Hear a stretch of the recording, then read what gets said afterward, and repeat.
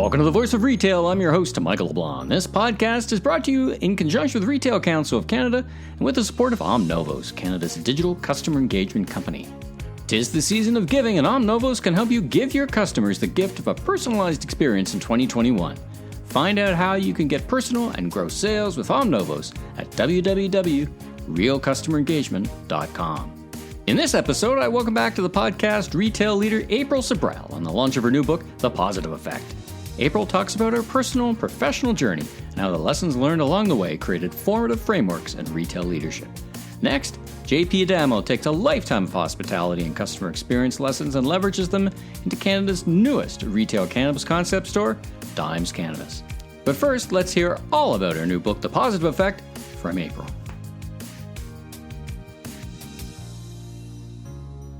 April, welcome back to the Voice of Retail podcast. How are you doing? I'm doing amazing, Michael. Thank you so much for having me back. Well, fantastic. Thanks for coming back on the podcast. I mean, a lot has happened since the last time we spoke. I think the last time we actually saw each other was a tour. I was hosting a tour through retail, and I think that was the last time we physically saw each other.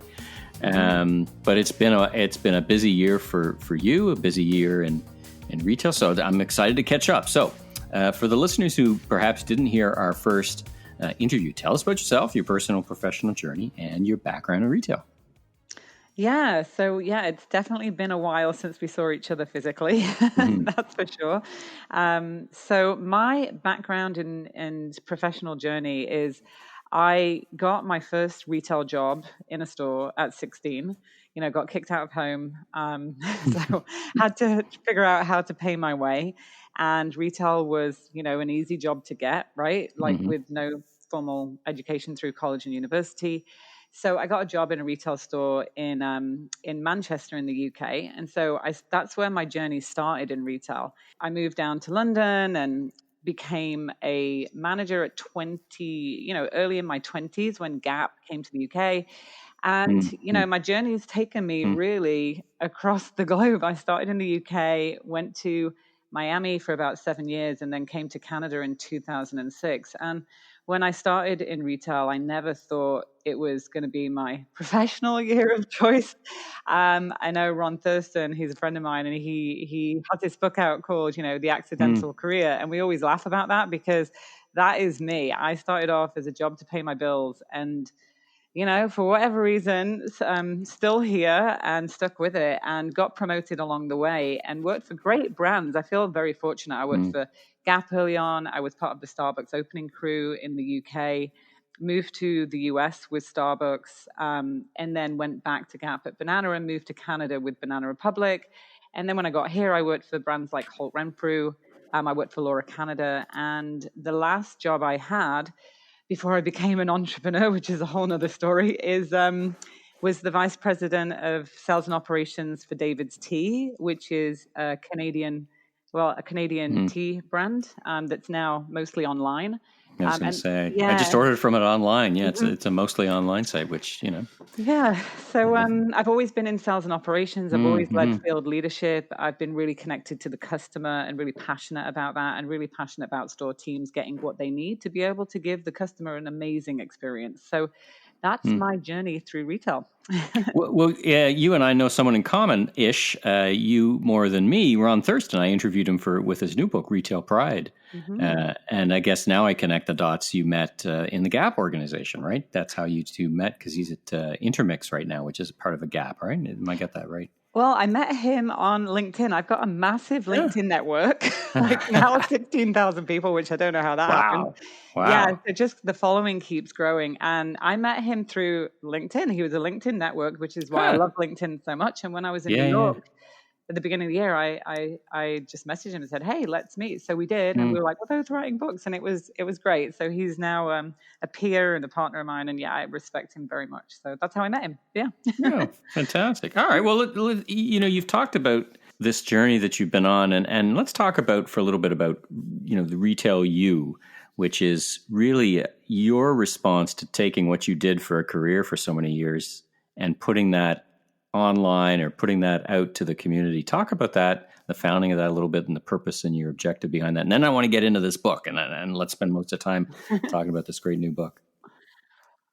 Yeah, so Retail U really is all of my years of knowledge, you know, of teaching and developing leaders, excuse me, throughout my retail journey, and really focusing on those core competencies like problem solving and conflict management and communication skills and all of those really people skills, I want to say, that you learn in retail, but you don't necessarily learn through going through formal education. And so, wherever I worked, I always recognized that whenever there was a really great leader in a store, it really made a difference to how the team felt and the results. And that was always driven through their leadership skills. And because I was working for great brands in the beginning of my career that had amazing leadership training for me back then, I learned that early on. And so with knowing that and knowing the difference that it makes when you can develop those core leadership competencies, when I was at David's Tea, I was building those programs when I was there. And then I had this thought of like, well, I can help, 250 managers, but what if I could do this on a larger scale and, build it into e-learning and then share that with a bigger retail audience as opposed to just one company. And so that was where the vision came from. It's like, how do I take my knowledge and how do I share it and make a bigger impact? And so that's how it was built. And it was built on a value proposition of, because I know I worked in retail for so long and I know budgets are tight. And so I wanted to make it affordable for all retailers, and even that retail manager that is looking for development but can't find it. I remember spending so much time when we were building leadership conferences, scouring the internet, looking for YouTube videos or TED Talks and then creating content around that. And so I wanted to be able to create this toolkit, this toolbox of those leadership core competencies for those managers to have. And what's been amazing this year, actually, is we have onboarded a ton of managers individually that have been at home and wanting to focus and develop their skills and up-level themselves, right? Well, some of them were furloughed, some of them not. And we had a roundtable with them a couple of weeks ago just to get feedback. And they were like, this is the training we always wanted. And, this gives me the resources to train my team. So you kind of have to look at it like it's this toolbox of leadership skills. With videos, bite-sized videos, PDF tools, and worksheets and things like that to really develop those skills. So our hope and desire is to get it into bigger retailers to support them. So that I know now it's tough, but I think this is right time, right price to market, because leadership, it can be expensive, and also learning and development teams are getting slim. We know that because of what's going on in retail. So this is our way of making training tools for your managers that are affordable. So, hopefully 2021, more people take advantage of that. I guess the meta message coming out of the initiative, or coming out of that, is that leadership at retail can be trained. In other words, it's not, what would you say? I mean, there's some people clearly who walk into a role like that and they're just oriented to be people leaders, right? They're people, so to speak. But it is something you can learn, right? It's skills that you can acquire, you can polish and just simply get better at, yeah? Yeah, I believe so. I mean, I believe that there's natural born leaders for sure, but I'm a John C. Maxwell coach, and I took that certification 6 years ago when I was in a senior role to elevate my own leadership skills. I think I'm pretty good, but you only know what you know from experience, right? So there comes a point where your experience only takes you so far. And the other thing is, it's one thing to know how to lead. It's another thing to develop other leaders. And so I learned quite quickly by being in the John Maxwell team is I got the tools and resources to be able to develop my director levels and DM levels to another level, which then they passed it on to their store managers. So a lot of leaders in retail just do it. We just grow up through the ranks. We get promoted because people like us and get along with us. People follow us. But then how do you actually pass on that knowledge to somebody else, to train somebody else? And that's where I think there's a big gap. So, it's like, how do I, as a store manager, develop my assistant managers and key holders to take my place? Well, if I have the tools and the resources, I mean, that's why leadership's such a big topic. And that's why we read books about leadership, right? Because we're always trying to tweak, improve, and figure out how we can apply those methodologies in what we do. So it can definitely be taught, Michael, for sure. Well, that's a nice segue to talking about books to the positive effect. Your new book, congratulations. I always when I interview authors, I always ask a couple of questions. One is, as you sat down to write a book or even think about the book, what was that white space or open space on the shelf where you thought to yourselves, there's a book, I have something to say that isn't being said today, or a book to contribute that isn't out there. Where did you think there is that kind of white space on the shelf at your local bookstore for your book? Yeah, I think after studying and reading so many leadership books over the years, I never found a leadership book that was related to retail. I've read hundreds of books.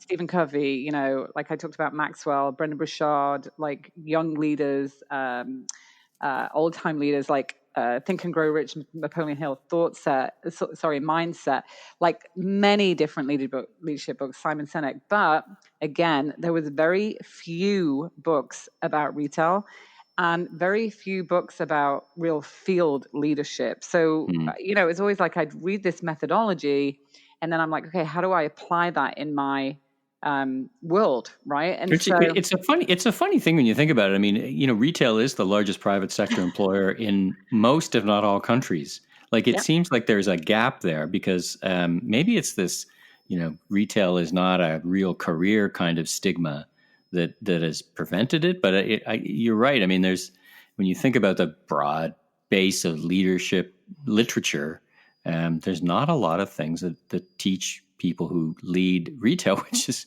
employing, in this country, 2.1 million people, right? It's crazy. Yeah, totally. Yeah. And so, I think it's also because, in my experience, a lot of us maybe landed me and Ron talk about this, an accidental career. Maybe we ended up there for whatever reason, and we just ended up doing it. And then when somebody asks you how you do it or how you lead, you're like, well, there's like 25 things I do in a day. I don't know how to explain it, right? So becoming an entrepreneur and then having to present Retail U to clients, mostly HR teams, because that's who we talk to when we're going to talk to businesses. They'd be like, okay, so what's your leadership methodology? And I was like, there's like 25 things that I could tell you about. So I had to really ponder that last year and say, God, if I had to do an elevator pitch on how I lead, what is it that I do, and then how can I share that? Because obviously it was successful for me because I went from a part-time salesperson to a vice president of stores. So how did that happen, right? There had to be something in my leadership that I wanted to share with others. And so that's really where it came about. That was the thinking of why. And then the process was interesting of when I had that thought, I was like, okay, I need to put it down on paper. I emailed 65 people that have worked for me over the years. And I said, hey, if you had to describe my leadership in 3 words, really short sentences, what would it be? And then I was surprised that a lot of people, 70% of people wrote back, which was great. And then we filtered through all of that and we came down to 3 main pillars. And so that's in this book. And I actually, introduce you to my leadership model. And also the name, The Positive Effect, that was just my business partner that said, everywhere you go, you have a positive effect on people. So let's just call the book that. And I was like, lightning in okay. a bottle. Fantastic. I always envy and admire whatever people who write books. I barely have time to read them, let alone write them. And then, coming up with the content, such a unique approach. Malcolm Gladwell talks about in one of his books, a bit of adversity makes for stronger people, stronger personalities. And I think you've already said, you left home at a young age. And in the beginning of your book, you talk about growing up being compared to a twin. I didn't know you were a twin. It's amazing to know there's 2 of you out there. And so this little bit of adversity seems to have led you down a particular path and become a defining aspect to shaping your life. You talk about it quite eloquently in the first part of the book. So explain that a little bit for us about how you reflect back on that as to what you've become. Yeah, I mean, I think, all of our experiences growing up shape us into who we become as adults. And, being an identical twin, I grew up with somebody that looked like me, kind of was very similar to me, but we were extremely different. And we used to argue all the time, right? Because we would just do that and then we'd get over it within a minute. And so there's a lot of things that when I reflect back on our relationship when I was younger, that it taught me a lot in terms of conflict management skills. It sounds funny now to think about that, but conflict management, or like forgiving people really quickly, and, listening and observing. Like my dad would say to me, my sister was the more, I would say, expressive or like, warrior. So she'd like, tumble down the stairs, and then I'd be like, don't know if I'm going to do that. I'd go down backwards, right? So I'd watch and learn from her. So I think I learned a lot of those kind of skills early on. And then we have a quite strange relationship, which I write a little bit about in the book, not a huge amount. But the reason why I share that is because I always felt not valued by her as a twin, and a lot of people are like, oh, twins should be really close. And that's not always true for all twins.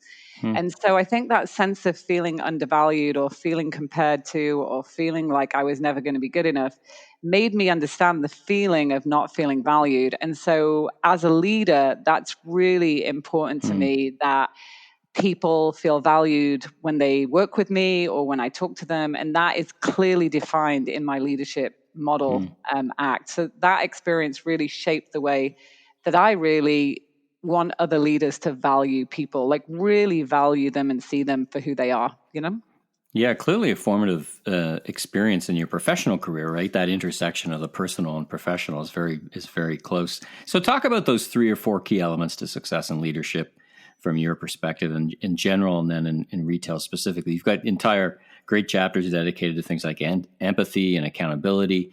Are those really, I hate to kind of boil it down to 3 or 4 things like we're in an elevator or something, but what are those things that stand out in your mind that were the most important things that you really had to get down on paper in that book to say, listen, you should do all this, but if you can't manage to do all this, these are the really important things that you should focus on?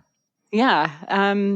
That's defined in the ACT leadership model, because there is, like you said, there's like 16 chapters. They're not big chapters, because I know a lot of retail people as well don't want to read a lot. So I made it that way intentionally. But the first 4 I think there's an audio book in your future, by the way. There is. Yeah, it's coming. I've just got to actually record fantastic. it. But yeah. Excellent.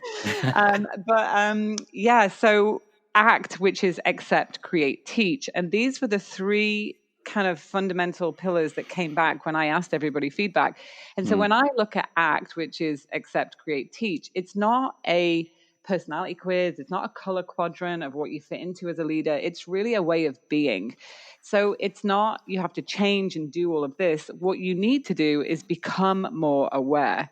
You need to be an aware leader. And accept is around accepting people and helping them feel supported, not judging them, which is really important now in removing biases and creating an inclusive place to work. And I talk about that a lot in Accept pillar. And I could have put support, I could have put anything, but the reason why I chose the word accept is just because it's about acceptance and accepting the reality, accepting who they are, and creating that support. So that's number 1. Number 2 is create. And I think that comes back to creating an environment where people can thrive. I also think as a leader, what you think about comes about, and where you spend your time thinking, you create the reality for yourself and others. And so I talk a lot about envisioning in that chapter. What do you envision? What do you see in your business, with your customers, with your team? And then how do you go about setting that time aside as a leader to actually really take thinking time? Because we know now everybody's talking about more mindfulness in leadership and meditation and envisioning what you want. And so that has been a part of who I've always been. So I really put that into that second pillar. And then the third one, which is teach, is about coaching and mentorship. I think any leader, no matter what, really owes it to the team that they work with to always impart knowledge and be a coach and a mentor. And I think that if you can see yourself as a teacher, you'll be less frustrated, because a lot of times I would spend coaching leaders on, they're so frustrated with people because they feel like they've told them 10 times. And I'd be like, well, hold on a second. Let's approach that from a teaching moment. And if you actually see yourself as a coach and a mentor and develop your skills to do that, what is the outcome going to be, or what's the result going to be of you working with this team? So accept, create, teach are 3 ways of being that help you be an aware leader and pay attention. Because another thing is, there's so many times I would sit in a meeting and watch people talk, like a leader talking with another somebody on their team, and the leader would walk away and say, "Oh, that conversation went really well," and I was like, "Yeah, no, it didn't." I could completely see it on the other person's body language, right? So I'd be like, "Okay, being a bit self-aware of your right, aware of your environment, right? right, become aware." So I received feedback early on in my career where somebody gave feedback to HR, and I was really surprised, and it wasn't the feedback that I received I was surprised about. It was the fact I wasn't aware of that feedback, because I thought I had a good relationship with this person. But being somebody's boss, you have a title, and so you need to pay attention to that, because no matter what, they're never going to be 100% honest with you. So I really used to instill that in my leaders. I'd say your title goes before you, and expect that it does, because when you go in with that filter, you will have a different sense of empathy for people, Interesting. So, yeah. Interesting. Well, listen, you talked about a reality. Let's talk about the reality of the world we're living in today, the COVID era. So 2020, let's put that one in the rearview mirror. Let's forget that kind of sort of year ever happened, but it did. Let's talk about 2021. And it feels to me like retail leaders will be challenged like never before. Like in 2020, there was a lot of, we got to move fast. We got to figure these things out. We got to keep our people physically safe. It feels like we're now at the point going into the second year of the COVID era. While there's a vaccine not just on the horizon, but that's going to take months and months and months. We got a lot of months to go before anything that looks like normal returns. What's your advice to leaders to help people get through the next period, the next phase of the COVID crisis, which I really think is going to be about mental health and resilience and getting through it. How are you thinking about that when you talk to people? Yeah, it's a great question. This is why, like bringing up mental health. So this is why we launched a wellness course on Retail U, even though it's not a leadership competency per se, like problem solving or conflict management. It's necessary now for leaders to be aware, show empathy, and not underestimate what one conversation or connection or text message or checking in with people can do, because you just don't know how people are dealing with things. You don't know how they feel. You don't know what people's home lives are. You don't know what's going on around them. And so, me being, I live in Canada. I don't have any immediate family. It's just me and my son. And so, there's a lot of people like that are living in places that don't have a lot of support around them. And so I think that they're going to be relying on a connection. And if you have a leader, that's probably your immediate connection. I mean, I remember when I moved to the US as a store manager for Starbucks, and I didn't know anybody. My district manager was my lifeline back then. She, if I had a problem with a kid at 2:00 in the morning and I had to figure out how to go to a hospital, she was there for me. She would be like, call me whenever you need me, text me. And I really think back to that time as like, wow, that was really amazing that I had that leader that was that was there for me personally and professionally, So I think I grew up in an era where it was like, professional and personal, keep your emotions out of your leadership. I don't think that we can keep doing that going forwards. I think that you've got to really approach your leadership in a holistic way, and really don't underestimate that. Really don't. Like, think about mindfulness, wellness, and mental health, like you said, Michael, and make sure that you're taking that little bit of time to reach out, to connect. I mean, I've seen a lot of it on LinkedIn. I've seen a lot of people doing connections at the beginning of a Zoom call or, just checking in with people. I just don't think you can do that enough. I think we have to keep doing that because it's part of being human and having that human connection with people. And at the end of the day, people work for people, right? So it's really important. Right on. Well, it's always been the case, but it feels like there's key lessons coming out of this crisis. And in fact, when things return to whatever normal looks like, post-vaccine, there's going to be a lot more people working at home and a lot more people working in different ways. I think that will continue. I think that's one of the long-lasting changes from the COVID era is people will need to figure out connectivity from remote places. Yeah. I think that's going to be a lasting impact and some of these lessons that you're imparting, I think, will be very important. How do you lead people that you rarely see? Yeah. And another thing is, like a big part of being in retail and being in the field and leading the field was store visits, right? So, like so many times when, I was at David's Tea, you'd see me on a Saturday with an apron on at the Eaton Centre in Toronto, like working behind the counter because I wanted to listen to what was going on and hear the customers. So if capacities are not there and now, curbside pickup is happening and the operational changes, then how do you make sure you stay connected to what's actually going on when you're not able to do those field visits like you used to? So I think if I was managing a retail chain right now, I'd be really thinking about how I get the feedback from the field and how I get the feedback from the customers. Like that was always important to me. I always had, customer surveys and employee surveys wherever I worked. It was one of those things that it was mandated for me to implement. But I think you got to really rethink that. And how do you make sure that you get that feedback so that you're continuously improving things for the field, right? Well, great advice. I think we could talk about this for a lot longer, but in the interim, the book is The Positive Effect. Where can people get a hold of it? Yeah, so they can buy it on Amazon, and you can just search The Positive Effect April Sabral on Amazon, or you can head to Retail U, and you can click through on retailu.ca. It's always .ca because everyone always puts .com. It's not. We're Canadian. It's .ca. So you can find it there as well, there for sale too. But yeah, any Amazon. And is that you mentioned your massive LinkedIn network? Is that the best way to get a hold of you via LinkedIn or through Retail U? I guess both ways work.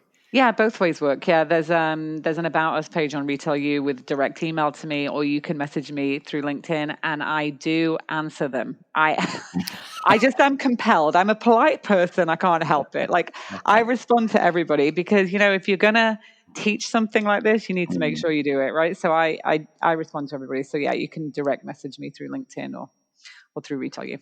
Well, April, it's been fantastic catching up with you. So much to learn from you, and thank you for taking the opportunity to share it in a book form, and it sounds like an audio book form. So, congratulations on everything you've accomplished and everything yet to be done. So, I thank you for being and joining me on the Voice of Retail podcast, and I wish you happy holidays and for all of us a good and safe 2021. You too, Michael, and thank you so much.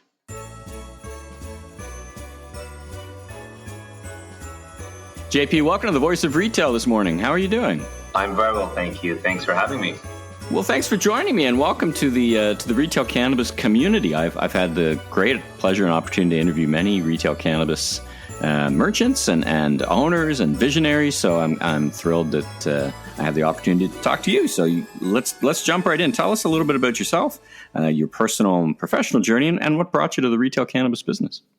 Of course, yeah, it's an interesting path, but I think there's a lot of synergies from let's call it my past life. I come from the hospitality background, specifically hotel, spa, golf, ski, restaurant, heavy in food and beverage, and most recently in the wine business from essentially building a winery from the ground up, from the cultivation side, all the way up to the production, manufacturing, and retail sales of wine.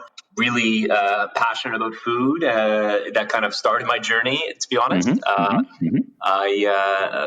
a trained chef. I studied in Switzerland, in Italy, and in upstate New York at the Culinary Institute of America. And my family has been in the hospitality business pretty much our whole lives, my whole life, and naturally just found a passion for that and managed and ran with one of my sisters, our family enterprise. We had a resort just north of Toronto. Is that Hockley Valley? Did I see that? That's correct. It's Hockley Valley. I've been there many times. Oh, wow. There you go. Small world. Yeah. And then we, in 2012, we started a project of building our winery, Adamo State Winery.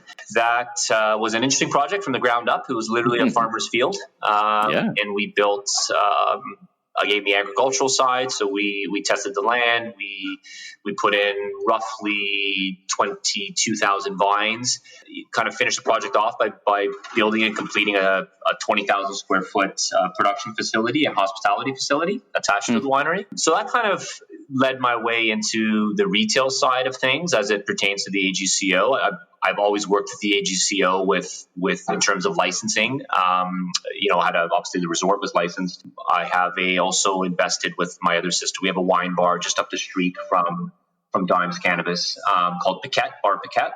And for the listeners who may not be from Ontario, may not be aware, AGCO is the governing body that grants licenses in the province of Ontario. Yeah, right on. Yeah, absolutely. So very familiar with working within the framework of the AGCO, and really bringing my hospitality training and passion and expertise to the cannabis field. How we got into it, it's was looking at the cultivation side of it many years ago. I'm not saying many years ago, it seems a long time ago, but roughly around 5-6 years ago.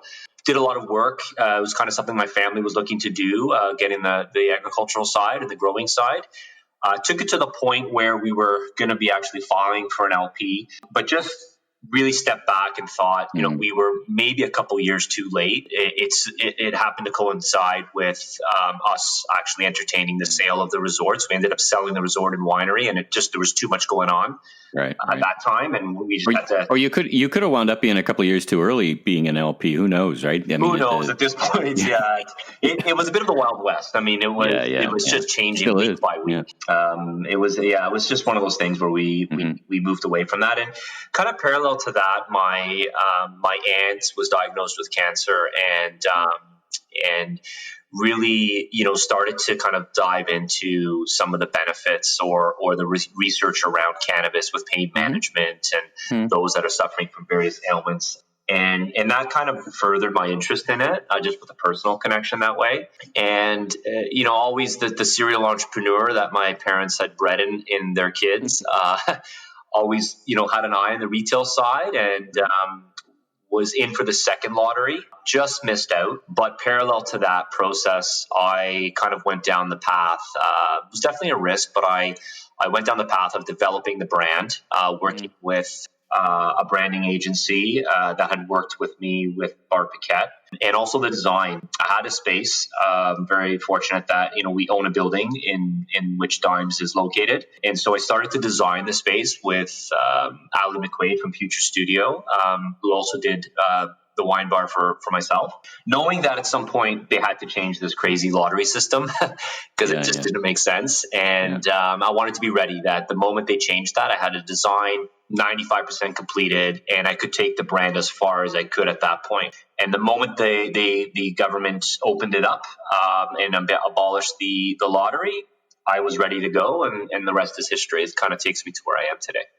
Well, that was a pretty savvy move because, we knew at some point that the lottery process would go away. It kind of had to go away, really. It was I would characterize it as an unnecessary evil. But anyway, now we've got the opportunity for great operators and people with experience and entrepreneurs and visionaries to kind of, go and play in the space, so to speak, and innovate. So, which is the fun part. So tell me all about this. And by the way, it's funny, not funny, but it's very common when I talk to cannabis entrepreneurs that there's often an intersection with the personal and professional. I mean, you just described it as well with your aunt and the professional. It's very common, actually, that there's that intersection. There's something in there that pulls beyond just the beyond just the financial and the intellectual challenge, but also pulls people into the cannabis space. So it's very interesting. You're consistent in that for sure. All right, so let's talk about the store. So you clearly, you've got you're a chef, you're a globally trained chef. You've done wine bars, you've got bars, you've got restaurants. You come with it with a certain eye. Clearly, how did you approach that vision into what you wanted it to be? And then how did you, through a lens, or how did you articulate that to your designer? Walk me through that kind of tradecraft of that process, because ultimately I want to know how it all kind of articulates into what the customer journey or customer experience is in your particular cannabis concept. Yeah, absolutely. I drew parallels with my experience in the hospitality world. And, one of the principal philosophies for me was, anyone can build a beautiful restaurant or hotel or spa, but that's really a piece of the pie. And, I always had a vision of the store and wanted to be design focused, but just as equal to me was the service that you're going to provide. You've got to match that, because, the last thing I want to be is a one and done. You tried, you liked it, or you went in, you thought, oh, the design was great, but I didn't, the service didn't match the design. So for me, I see a harmonious approach between the two. So number one, went in with a design focused. I had the opportunity really to kind of step back and see where the first wave of stores were going and really make some adjustments, and went into it with a design real focus and say, I want this store to be beautiful. I want it to be a store that I'm proud of. Sorry. I didn't want to just slam a store up for the sake of slamming a store up, to get it open as quickly as possible. And particularly in that area that you're in Queen Street, so it's becoming a fairly congested location for cannabis retailers, right? So it feels like you need something different for someone to pass your cannabis store or pass someone else's cannabis store to go to yours. I mean, there's some bit of proximity and convenience, but as the industry evolves, who knows? We get to 1,000 stores. There's got to be something, right? Yeah, no, 100%. And I'm a block away from my wine bar, and by association, people will look at the design there and make an association with Dimes, and it's got to be at the same level. And it's just how I've always operated, and how my family's always operated. I've always felt if you're going to do it right. Cheap can be expensive. And for me, it's a small footprint. I wanted to make the most of it, and spent the time to really hone in the design and really then match it with the service, take my hospitality experience and also step back and see what my experience was in terms of shopping and others in terms of shopping in the cannabis retail, the very young cannabis retail market. And a lot of the times I was getting that it was a confusing process. It was not very approachable. And I drew a lot of parallels to the wine industry. When we opened up the winery, spent a lot of time designing the retail space for the consumer to make it easier for them. I see parallels with wine and cannabis where, individuals would come in and I could read their body language. They didn't want to say something that would embarrass them, whether their grape varietal was a red or a white, or, what they liked or didn't like. They know they liked wine. They didn't know what they liked in wine necessarily, or which way to go. It'd be a bit intimidating for 8 or 9 different types. What's the difference between all these kind of labels? And I'm kind of going somewhere with that question, because I'm going to let that flow. I mean, this similarities between wine and cannabis. The simple version is strains, but I think well beyond strains into terpenes, and terpenes are a lot like the different as they mix and blend together, they're a lot like the different varietals in some way of wines, or at least many people are starting to think of them in that way. Is that the way? Is this underneath what you're thinking for as an approach? Yeah, for sure. I mean, I see a lot of parallels. I obviously come from the culinary side. That's my passion. So sense of smell, taste, food, and then going down and getting my sommelier certificate, and I just love wine and I'm passionate about wine and have drawn incredible similarities between the two, not only in terms of the complexity of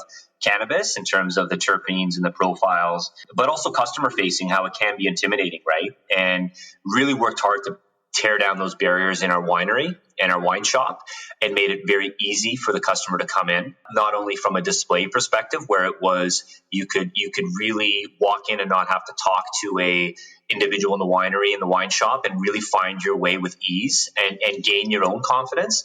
And so I really took those learnings and those principles and applied it to the cannabis layout of the store and the brand, and really how we're going to present our products, how we're going to categorize them, how we're going to break down those barriers, and really make it approachable. Whether you're the seasoned, experienced user that knows what they want and knows everything about cannabis and strains, or you're coming in because you're new and you're slightly intimidated, but you're looking for guidance. I want to know that our store, and put a lot of energy into the training. That's the hospitality side of breaking down those barriers, and then really the store layout. How we're categorizing products, how it'll really be you can self navigate the store, and then of course we're going to layer that with incredible service, the little touches, the little things that to me in the hospitality world really made the difference, that I feel to a certain extent is missing in this retail world of cannabis.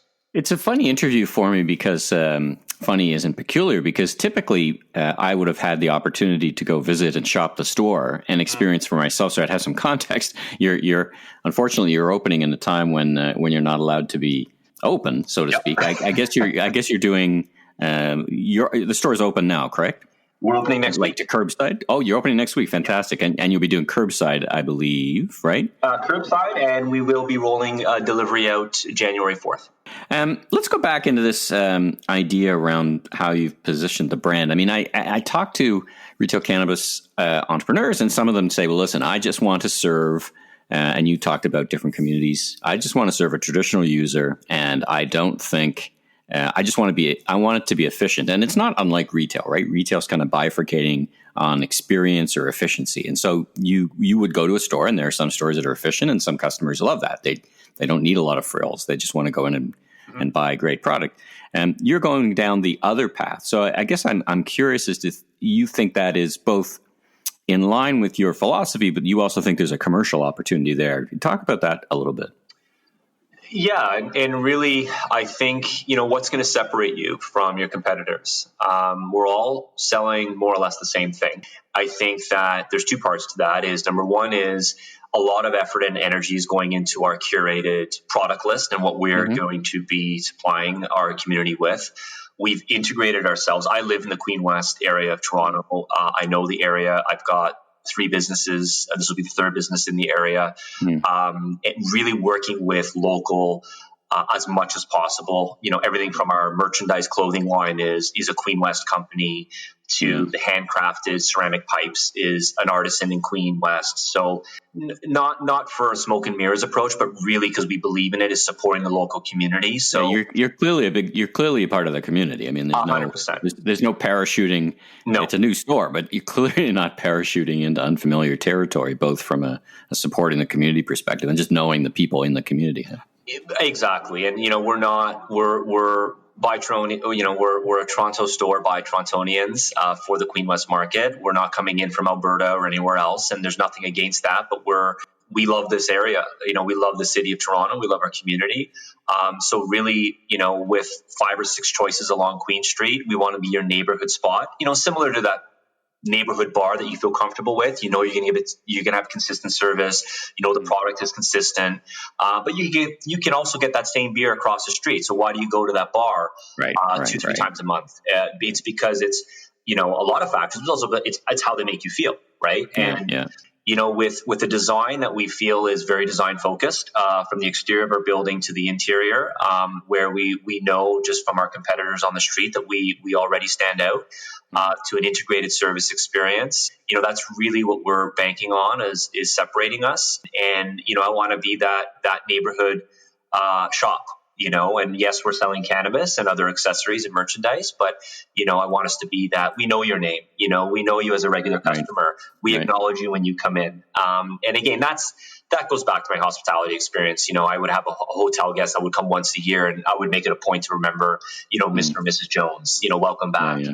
Those little touches. And, that all adds up to how you make people feel. We're in that business, right? We're in the service business as much as we are in the retail business. I see it as 1A and 1B for me. Yeah, right on. Well, let's talk about your strategy. You've got 1 store. Are you planning for more? What are you thinking about for 2021? It's kind of a bit of an unfair question. Let me get you should be saying, well, just let me get 1 store open, and then you can ask me about the future. But what the hell, I'm going to ask you anyway. So, as you think about, is this a 1-store concept for you? Is this just integrated into the rest, or how are you thinking about it? Yeah, no, I am not one to sit back. I've just recently secured a location in Thornbury, Ontario, north of the city. So we have our RSA in, our application in, and we are looking for a 2021 summer opening for our second location, which again, really, really looking at, a community that we feel Dimes can really come into and be a part of the local community. I used to spend summers up in Georgian Bay and having, a lot of childhood memories up there. And, my parents have a place in Thornbury and, know a lot of people and frequent the area, and always felt that area was an area that intrigued me. And so, we actually, this is, very fresh. This is within the last week or so that this has been finalized. And breaking news. Yeah, breaking news. Exactly. All right. That'll be our second location, but definitely not looking to limit it to 2. I think I also want to be very strategic with growth. I'm not looking to just plaster and open 6, 7, 12, whatever the number is. There is a rate. I mean, if you look at the farthest end of that, with the high tides and with fire and flower, there is consolidation, and the one strategy is get big, not necessarily get big faster, but certainly we are seeing, we're seeing, not unlike retail, you're seeing specialty retailers, and then you're seeing retailers who are expanding and taking advantage of scale and scope as part of their competitive platform, right? The most important thing for me, and it's kind of counterintuitive to my entrepreneur side of the brain, is I don't want to lose focus of what Dimes is. And that is, service oriented. I don't want to water down the product by expanding too quickly. Yeah. I'm very cognizant of that. And so if we open a store, it's got to be on brand. I want to know that I can dedicate the time, the resources to make sure that it is in line with my principles and the company principles, and we're executing at the highest level, which that becomes more difficult when you've got 10 pots on the stove at once. And so I'm very mindful of that. That's not to say that I can't manage, when the company can't manage multiple stores at one time in terms of openings, but I also am very aware that I want to make sure that it's done right and done in a timely manner as well. Yeah, and for sure. I mean, of course, retailers of all types manage multiple sizes with infrastructure, and after they grow. So I'm sure you'll be able to assess that opportunity as you go. Well, listen, welcome to the community, so to speak. It's great to have another skilled entrepreneur bringing a different perspective and a different set of skills into retail cannabis. I wish you continued success, and I look forward to visiting the store itself and experiencing it hopefully sooner than later. I'm in Toronto as well, and I thank you for joining me on the Voice of Retail podcast. It's been my pleasure. It's been a great experience. Thank you. Well, thanks to April and JP for being my guests, plus Omnibus for the support on this episode. If you like this podcast, please subscribe on Apple, Spotify, or your favorite podcast platform. Rate and review. Be sure to recommend to a friend or colleague in the retail industry. I'm Michael LeBlanc, founder and president of LeBlanc Company Inc. You can learn more about me on www.meleblanc.co or, of course, on LinkedIn. Until next time, have a safe week.